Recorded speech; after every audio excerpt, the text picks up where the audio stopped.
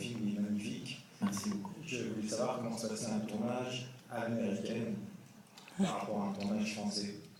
Alors, ce qui a été très différent pour moi, c'est que d'abord j'ai eu la chance depuis le début de faire des films avec la même équipe. En fait, j'ai commencé mes courts-métrages et je me suis fait des amis, des techniciens, avec qui j'ai reproduit après à chaque fois l'aventure. Et donc, à chaque film, j'ai toujours eu la même équipe. Et donc, quand on a démarré l'aventure aux États-Unis, on a compris très vite qu'ils nous interdisaient d'emmener notre équipe. Parce que s'il faut doubler les postes.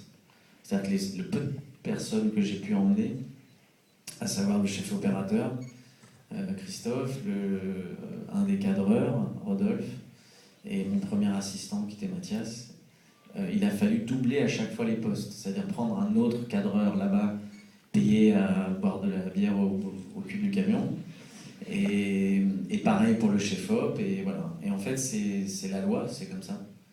Donc en fait, je me suis retrouvé avec une équipe que je ne connaissais pas. C'était très nouveau pour moi. Et moi, je fonctionne vraiment à l'affect, et à l'énergie, à la passion sur un plateau. Et, et les 3 premiers jours, je me suis retrouvé face à une équipe qui me regardait comme un abruti, quoi. Comme si j'étais un abruti, parce que... Enfin, pas un abruti, mais moi, j'essayais de leur parler comme je parlais avec les gens avec qui Donc je suis arrivé avec mes plans, avec mes dessins, mes photos de repérage, et leur dire voilà, on va faire ça, puis je vais vous faire écouter de musique. Et ils me regardaient tous comme un ovni, quoi, en me disant mais parce que c'est pas du tout la même manière de travailler, parce qu'ils font beaucoup de pilotes ou des séries, donc ils restent 3-4 jours sur un tournage, après ils passent sur un autre tournage. Donc c'est pas des gens qui travaillent dans l'affect, c'est des gens qui travaillent très très bien, ils sont extrêmement professionnels, mais ce qu'on tourne, il n'y a pas une personne qui a lu le scénario, ils ne savaient pas du tout ce qu'on racontait, et ça les intéresse pas vraiment en fait. Moi j'ai choisi une script qui a travaillé avec moi. Il y a eu un bruit bizarre.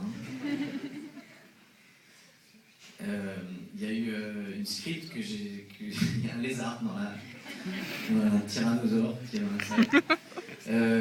Et j'avais choisi une script par exemple qui était super, avec qui je m'entendais vachement bien.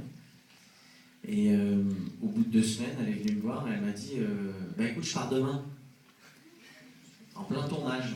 Et la script, c'est quand même le bras droit du metteur en scène, quoi. C'est très important parce que c'est avec elle que je découpe le film et tout ça. Et en fait, elle est partie sur un autre film, en fait, parce qu'elle avait un autre film prévu et elle ne me l'avait jamais dit. Donc je me suis retrouvé avec quelqu'un d'autre qui m'a saoulé jusqu'au bout du tournage. Parce qu'elle parlait tout le temps et qu'elle était tout le temps sur des raccords. Bon, voilà. Donc c'est très différent. C'est très très différent et il a fallu s'y habituer. Mais en même temps, c'était très intéressant pour moi parce que j'avais l'impression de refaire un premier film, en fait. C'est-à-dire que toute l'angoisse, les difficultés que j'avais rencontrées quand j'ai fait mon premier film, je les ai retrouvées là.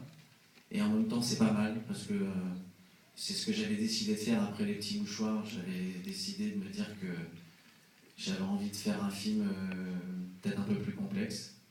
Et j'étais servi.